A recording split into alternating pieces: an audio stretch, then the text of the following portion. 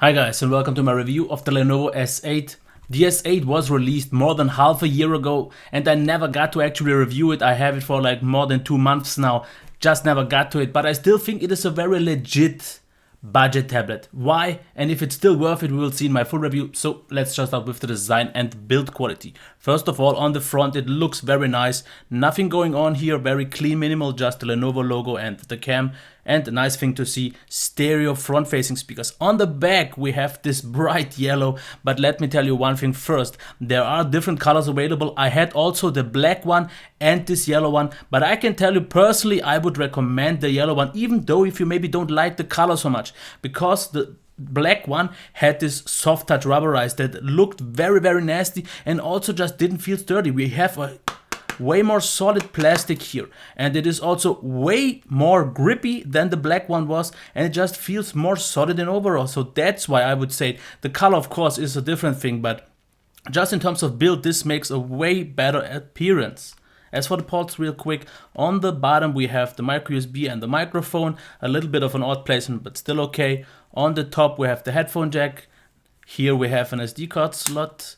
As you can see here, there is also a SIM version if you maybe need 3G or something like that. Here, this is a little bit flimsy, but it's actually quite okay. As for the buttons, these are probably the worst buttons I've ever used because you have no feedback at all, especially on the power button. You won't know if you have actually hit it until the screen turns on. And this is so frustrating because you really don't get any feedback, but at least they work, and that's the pretty important thing. Here we have the flash and the cam. It's actually odd to see a flash on a tablet, but still. Otherwise, I just think it looks really nice. As you can see here, quite small bezels. That's absolutely fine for a 7-incher. It is also very thin, and like I said, it does maybe not really bend, but it does sometimes squeak a little bit. But I think it lies really nice in the hand. This material is very nicely done. So nothing to complain. So in overall, I really like the design. It is thin, compact, feels great. The buttons aren't the best, but I think they've done a great job. So let's take a look at the display. And this is actually the next part I like a lot about. It is okay, maybe not the brightest one. We are at 100% brightness. It is not the brightest one, but indoors and in your home, it will definitely be more than good enough. As for the white point, I have to say one thing. I had 3 devices, the review unit and 2 that I recommended to other people. This one is my brother's ones, and I also recommended one to my colleague. And I had all 3 side by side. I had 2 ones, which one of this is one that had a really nice white point, ever so slightly on the yellow side. And the third one was quite obviously too much on the yellow side. So it maybe is kind of a quality control thing what you get. If you get the one with the really nice white, you get a nice, it is still slightly yellowish, but on a really pleasant way. As for the resolution, we have 1080p on 7 inches. I think personally this is totally good enough. Of course, if you have more, it's nicer to see on Android, but this does a more than fine job, and it is a budget device after all. As for the blacks, let's quickly check those. I think they do a probably nice job, and probably, I mean most likely a nice job, because they are very deep. It maybe loses a little bit of details due to the not best contrast, but still totally fine. Colors are really okay, I would say. They are ever so slightly dull, muted, but in normal use you won't really notice it if you don't have a really saturated device side by side, because the colors are more true to life and more accurate than they are maybe overblown or something. As you can see here, it looks very natural. So they've done a quite nice job. Also the viewing angles, they are very stable. Of course you won't see it as well because of the lighting here, but let me tell you one thing. The sound, I mean the video is done really nice. You can watch videos really nicely on it. It is bright enough, colors are good, the white point is really nice if you get the proper one. So for a budget device, this is a more than good enough display you should actually expect. So let's check the sound.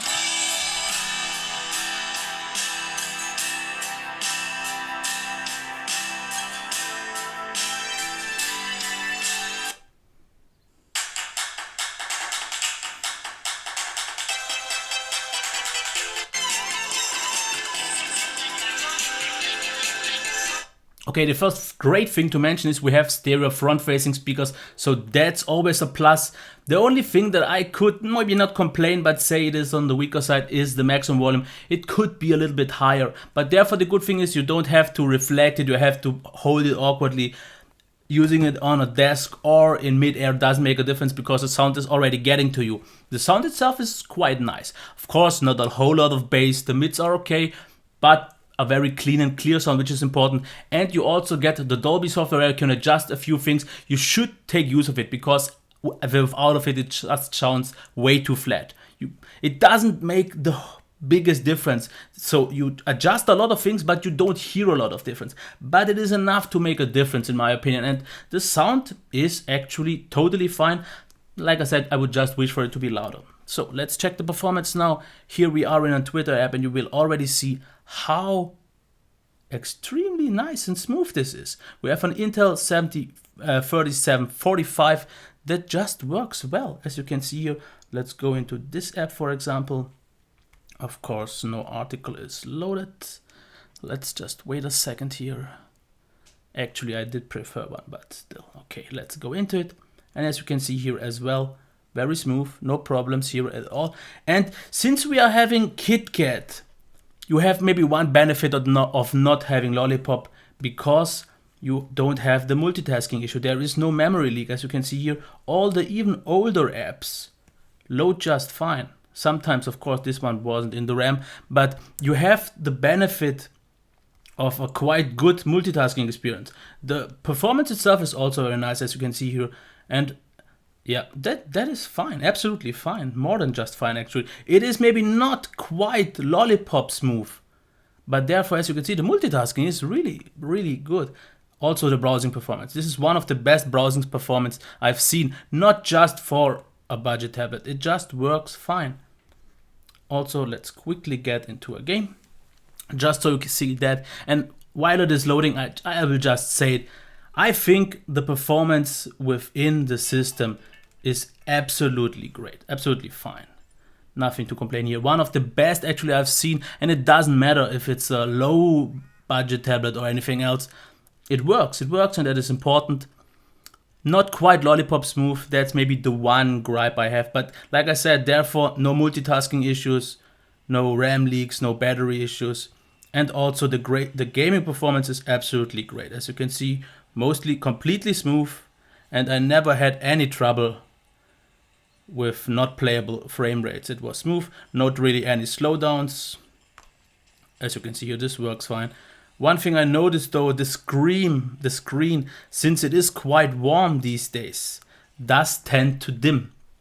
That is just one thing to notice, and I just noticed it today because when I used it 2 months before, it didn't happen because right now here in the studio, because of the lights, it is very warm and the screen will actually dim a little bit. It is a little bit sad to see, but if you aren't in the hottest environment, this shouldn't be this. Because I'm actually sweating, it is really hot right now out there. So just real quick for the performance, really, really great performance, not Lollipop smooth, but also no problems, pretty much no lag, very great browsing performance, and all the usual tasks you would like to see, like browsing, social media, and everything that works super great.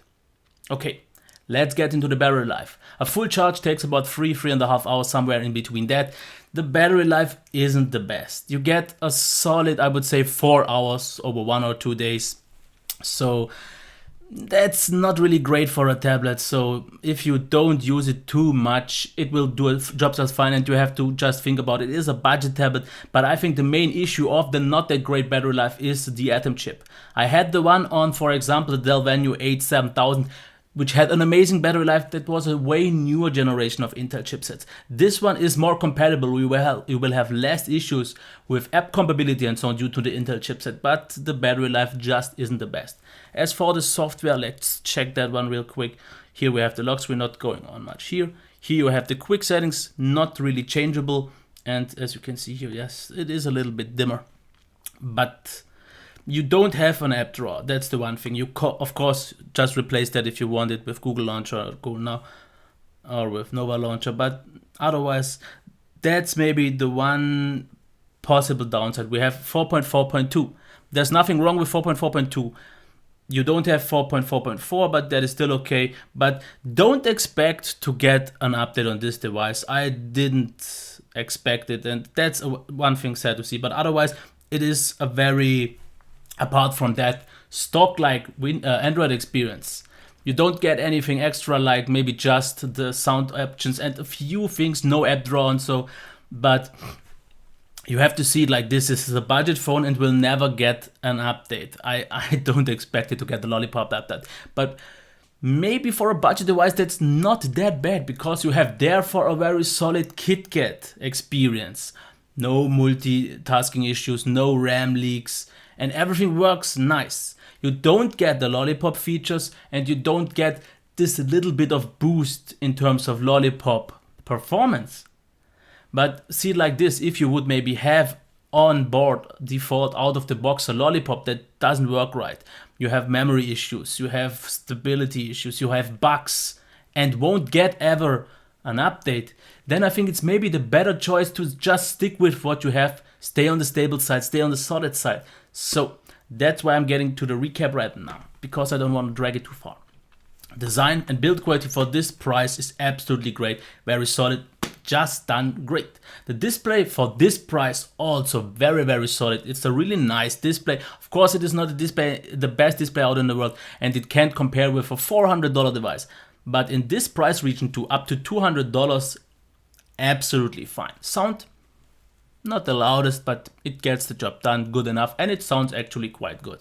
Performance is maybe the highlight, because the Intel chipset, same as on the Acer Konya Tab 8 already, is absolutely flawless. It is very smooth, very consistent, even though with just 1 GB of RAM, multitasking was working very nice. It is maybe not the most zippy device, but I think also, and that leads me to the battery life, the Intel chipset isn't optimized for battery life, because I think it uses turbo boost way too much. Therefore the performance is great, but it suffers in terms of battery life, because 4 hours of screen on time, maybe a little bit more if you don't use the highest brightness setting. Yeah, that's the thing. As for the software, it is super solid, it is super stable, but it is outdated. If that's important or not for you, if you only want the basic stuff to get done, I think it doesn't really matter on a tablet if you have Lollipop or not. And that's why I'm getting to the part, would I recommend it? And of course, I already did. Maybe you heard that throughout the video, but this is my brother's one, and I already recommended one to a colleague of mine, because the value is just great. They paid like 150 euros for it. Usually it costs about 190, $200. And for 150, it is totally solid. Great display, good sound, great performance, just not the best battery life, but it gets all the basic stuff done. That was important for them. They wanted to do their social media, they wanted to browse if they need to sometimes, and the battery drain in standby was also fine. So yeah, there's just not much you could expect. Maybe something like the Nokia N1, once it is actually going to be released, will be a better value. But as for right now, if you get it for a good price, it is definitely a very nice tablet, and that's all I can say. I did recommend it. That's actually something very important, because actually I also reviewed the Acer Konya Tab 8, which I also recommended back then, and that was actually the first tablet one of my colleagues had. But once I showed this to him, showed him some of the things I found to be better, because the display, the sound was slightly better, and the better design, and he said, yeah, I'm going to return my old device. He could actually, thanks to Amazon, do this after 3 months of use, and he got this, even saved a lot of money, and he's very happy with it. The only thing that isn't up to his preference is the battery life, but it gets the job done for him as well. So really nice device. Okay, that was my review of the Lenovo S8. If you have anything else, just let me know in the comments. Okay, bye.